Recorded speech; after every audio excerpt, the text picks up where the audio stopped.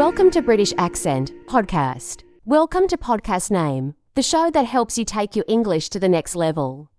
I'm Sophie, and today we're tackling a common problem, overusing basic words like very and good. That's right. These words are useful, but if you rely on them too much, your English can sound repetitive or even a little dull. So, in this episode, we'll show you how to expand your vocabulary and make your speech and writing more engaging. We'll give you powerful alternatives, practical tips, and even a fun challenge to help you break the habit of using very and good all the time. So, let's dive in. All right.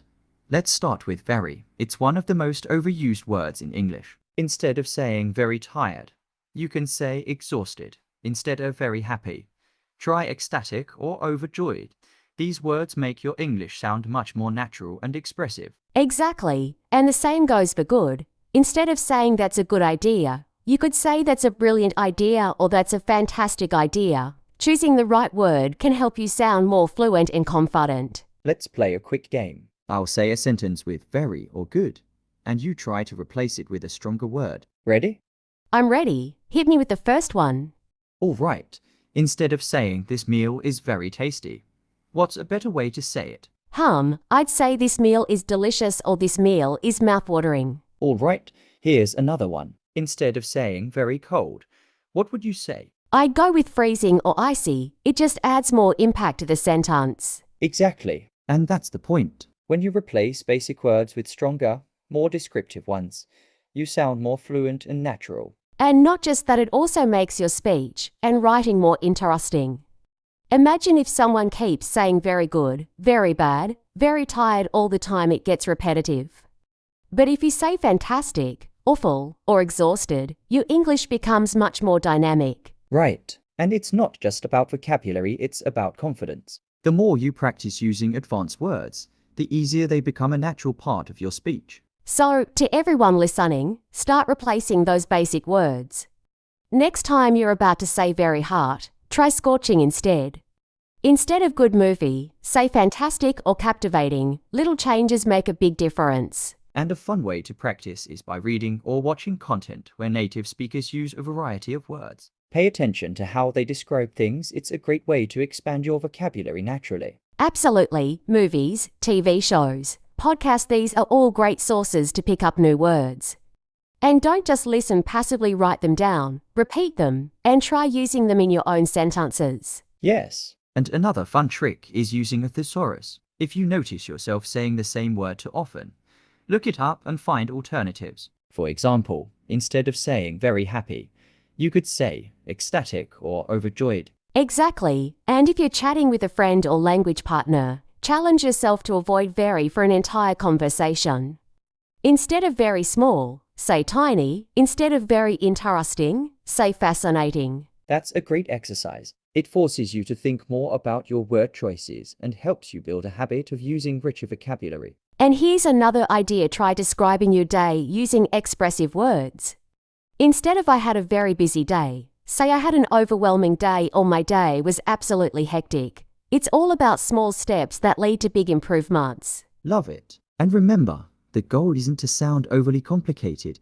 It's just about making your English more natural, engaging, and expressive. That's a great point, Daniel. It's not about forcing fancy words into every sentence, but about expanding your options so you can express yourself more clearly and effectively. Right. And one fun way to practice this is by keeping a word short journal. Every time you catch yourself using a basic word like good or very, write it down and challenge yourself to find better alternatives. Oh, I love that. And if you're watching a movie or reading a book, pay attention to how native speakers express ideas without relying on basic words.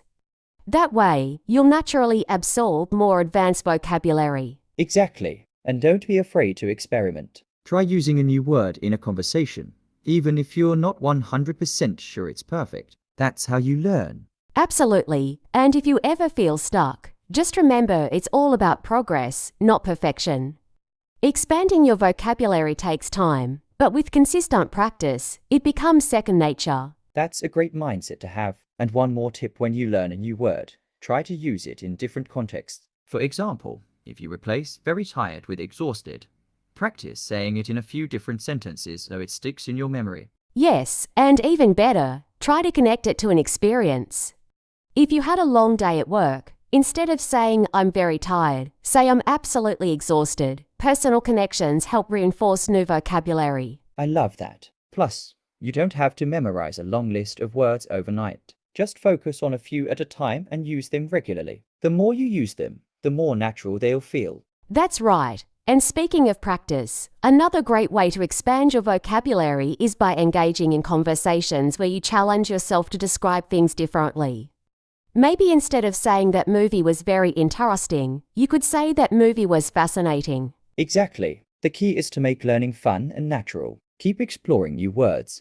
Challenge yourself to be more expressive, and soon enough, you'll notice a big improvement in your speaking and writing skills. And another fun way to build your vocabulary is by reading different types of materials, novels, articles, even social media posts from native speakers. Pay attention to the words they use instead of very or good, and try to incorporate them into your own speech. That's a great tip. Also, listening to podcasts or watching movies with subtitles can help. Notice how native speakers naturally replace basic words with more expressive ones. Instead of very happy, you might hear thrilled or ecstatic. Exactly, and don't be afraid to experiment with new words in your daily conversations. Even if it feels unnatural at first, the more you practice, the more comfortable you'll become. And remember, it's okay to make mistakes. Expanding your vocabulary is a journey, not a race. The key is to stay curious and keep challenging yourself. Another way to practice is by using word substitution exercises. Take a sentence you'd normally say and challenge yourself to replace the basic words with more descriptive ones. For example, instead of saying this coffee is very hot, try this coffee is scalding. That's a great idea, and you can even make it a game whenever you're texting or writing an email. Take a second to replace words like very nice with delightful or charming. It's a small habit that can make a big difference. Exactly, and another tip is to create a personal word bank. Every time you learn a new, interesting word, write it down with an example sentence.